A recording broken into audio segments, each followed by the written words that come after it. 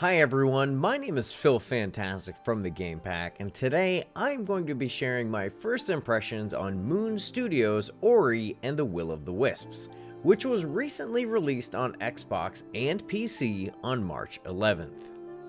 In preparation for this game, I recently 100% completed its predecessor, Ori and the Blind Forest, and have been eagerly awaiting the sequel.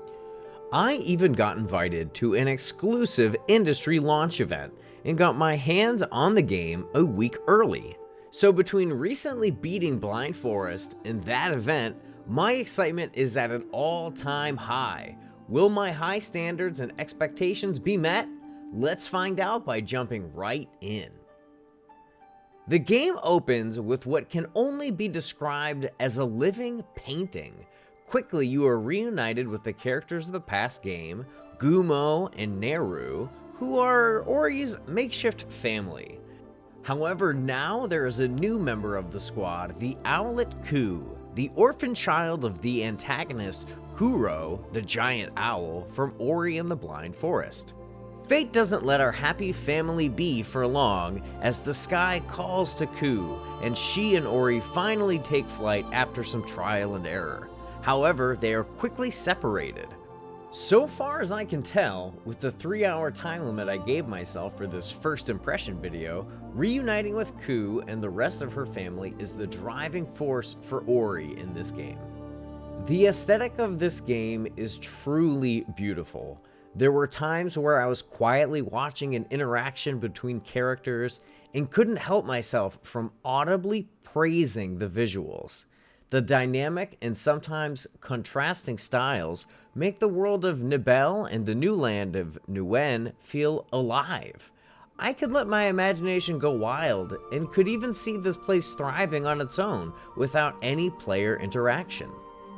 The score is fully orchestrated and changes depending on the situation to really set the mood. It has triumphant strings during times of victory, a lone piano to really make Ori feel lost and alone, and the ratcheting up of drums and deep brass instruments when she is in danger.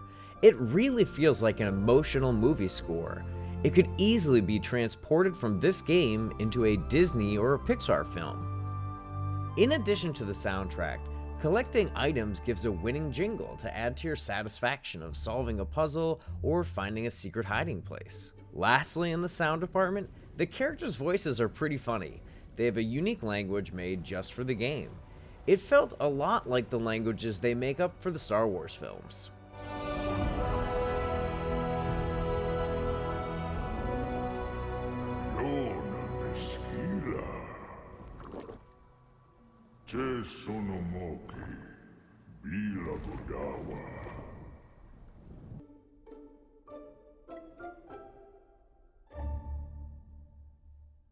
Now on to gameplay. The gameplay loop is similar to its predecessor. Find an upgrade to increase your mobility or your ability to solve puzzles and move forward. If you are so inclined, you can even backtrack to places you've already been to see if there's something that you missed that was previously unattainable without that item. Most avid gamers know this as a Metroid-like, or the more commonly used term Metroidvania, as it takes the progression system from those games. However, now there are quests and side quests to give the player a tad more direction, which had always been a valid argument against the Metroid-like style, as people could get lost and be overwhelmed by the scope of the land.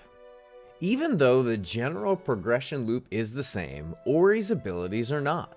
Most notable is that Ori's main attack is now a sword instead of energy blasts. My first thought was, oh, they're going from a Metroid-style shooter to a Castlevania-style sword and whip. She also gets a whole host of new abilities that you can buy with Spirit Light. The abilities and upgrades work differently in Will of the Wisps, but I don't see it as a negative.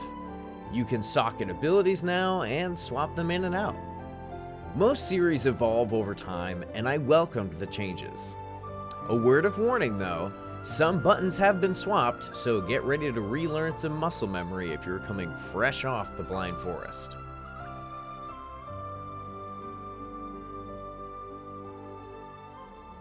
My first impressions of this game are very straightforward.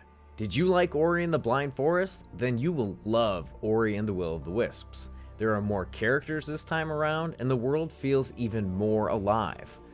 If the Blind Forest didn't quite click with you, I'd recommend giving the Will of the Wisps a try. It's free on Gamepass, and you really don't have anything to lose. But Blind Forest aside, I still praise this game for its visual style, soundtrack, and gameplay. I found the combat and progression system very satisfying. The world they built is spectacular and full of wonder, and continually pulls me back in. I cannot wait to see where the rest of the story goes and the new areas that I get to explore. If you like Metroidvanias, 2D side-scrollers, or if you even just like really well-made games, you need to check out Ori and the Will of the Wisps. It will not disappoint. If you enjoyed this video, don't forget to hit that like button. Subscribe to the Game Pack for more news, reviews, and other gaming content. Ring that notification bell so you can be notified when our full review of Ori and the Will of the Wisps goes live soon. Thanks again for watching, and we'll see you next time.